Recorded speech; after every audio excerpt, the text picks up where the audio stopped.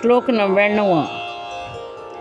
श्रीराम जगी धन्य वाराणसी पुण्यराशी, तये माझी आता गती पूर्वजांसी.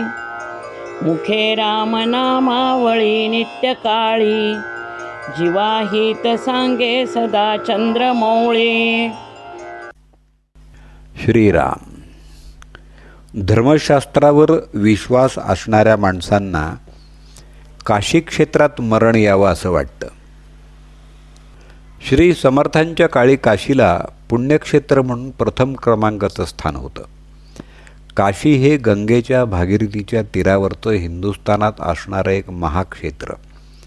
12 ज्योतिर्लिंगापैकी एक पवित्र ज्योतिर्लिंग तिथं आहे. तसंच याला विद्वत्तेचं माहेरघर समजलं जातं. अनेक साधुसंत यांनी या काशी ठिकाणी बसून तपश्चर्या केलेल्या आहेत आणि त्यांनी त्या तपाच्या साह्यानं सिद्धीही प्राप्त करून घेतल्या आहेत.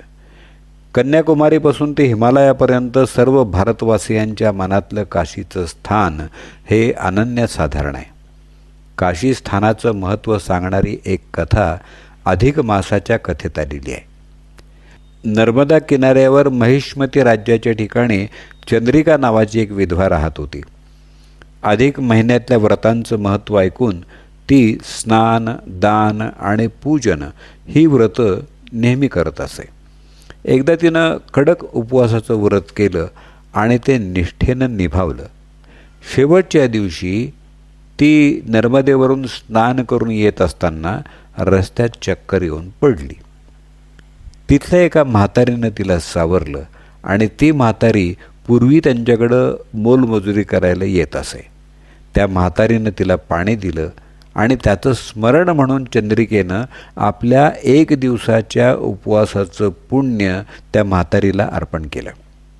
याचा परिणाम म्हणजे ती म्हातारी तेजस्वी दिसू लागली आणि एक विमान येऊन तिला स्वर्गात घेऊन गेलं. इतकं पुण्यपदरी असणारी ही चंद्रिका एका अधिक महिन्यामध्ये काशी क्षेत्री गेली. दर्शन झाल्यावर तिला काशीनाथ नावाचा मुलगा भेटला. तो तिला सांगू लागला, तुमच्या 1 दिवसाचं पुण्य तुम्ही ज्या म्हातारीला दिलं होतं तो मीच. आत्ता या पुण्यामुळं मला काशी क्षेत्री पुनर्जन्म मिळालेला आहे. आता मी इथे येणाऱ्या लोकांना रस्ता दाखवतो. हे ऐकल्यावर चंद्रिकेनं त्याला ईश्वराच्या भेटीची वाट दाखवण्याची विनंती केली आणि त्यानंतर काशीनाथानं फक्त विश्वेश्वराकडे संकेत केला.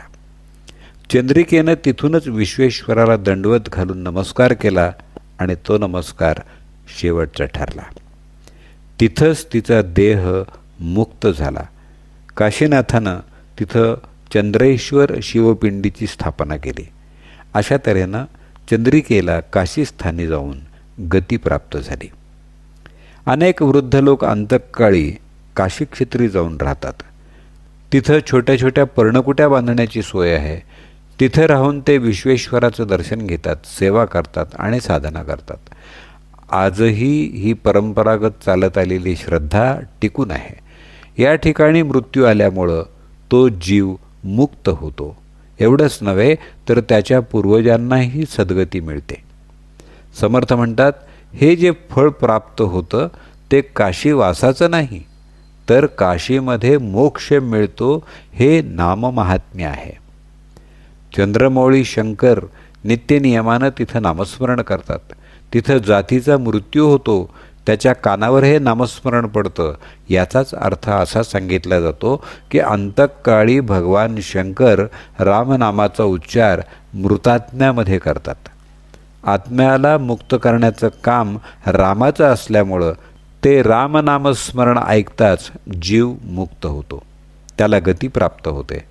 समर्थ रामदास म्हणतात, नामाचा महिमा जाणे शंकर, जना उपदेशी विश्वेश्वर, वाराणसी मुक्ती क्षेत्र, रामनामे करोनी. अर्थात जो सदैव नामस्मरणात रमलेला आहे त्यानं देह ठेवण्यासाठी काशीतच गेलं पाहिजे असं नाही. अत्यंत आदरानं केलेल्या नामस्मरणामुळं देव भक्ताच्या हाकेला धावून येतो. एवढंच नाही तर परमेश्वर त्या भक्ताचा ऋणी होतो. वस्त्रहरणाच्या वेळी द्रौपदीला श्रीकृष्णाने केलेली मदत, अर्जुनाच्या रथाचं केलेलं सारथ्य, वाल्या कोळ्याचा केलेला उद्धार ही याची उदाहरणं आहेत.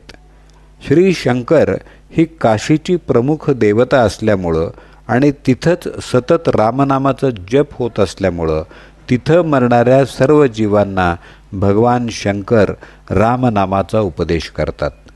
असा संदर्भ श्री समर्थ या श्लोकामधून आपल्याला देत आहेत.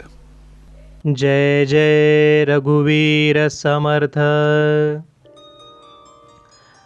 जगी धन्य वाराणसी पुण्यराशी, तये माझी आता गती पूर्वजासी.